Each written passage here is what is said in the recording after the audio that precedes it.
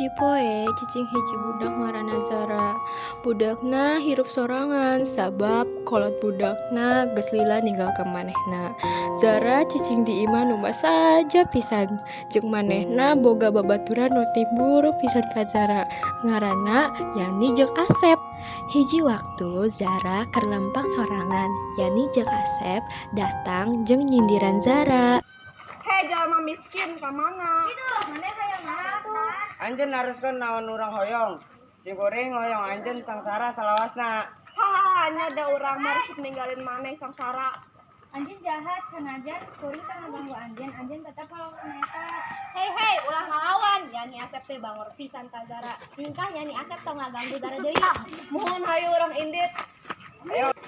Bu hatur nuhun tas ngabela Zara. Sami-sami Nina. Menuju ka mana Zara? Abdi hoyong menuju warung. Urang bade ka mana? Urang ka Pailha sahanu terangkan di payeunan aya tuangan anu nikmat. Oke, hayu. Bari lantang-lantang dompet Rina murap. Kapanggih ku Zara. Ieu dompet saha? Teres Zara muka dompetna sareng ningali foto Rina. Ieu mah dompet teh Rina. Kuring kudu buru-buru mulangkan ieu dompet ke teh Rina. Sigana Rina jeung anak keur neangan. Duh, mana dompet kuring? Ieu dompet anjeun sanes. Sumuhun eta barang abdi. Hatur nuhun pikeun ngabalikeun barang kuring. Rina ngaluarkeun duit tina dompetna. Ieu duit seutik pikeun Zara. Teu perlu abdi seneng pikeun mantuan. Teu kuna naon, katampi wae. Hatur nuhun teh. Sami-sami Zara. Abdi angkat heula nya. Nya.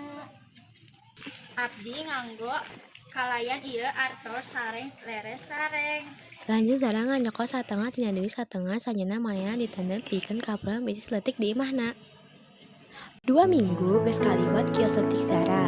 Zara oge teu poho mere sedekah ka fakir miskin atawa yatim. Sakitu wae carita Zara, pelajaran nu bisa dipetik tina carita ieu, urang kudu sabar dina nyang harapan halangan hirup. Jeung urang oge kudu jadi jalma jujur tur ikhlas.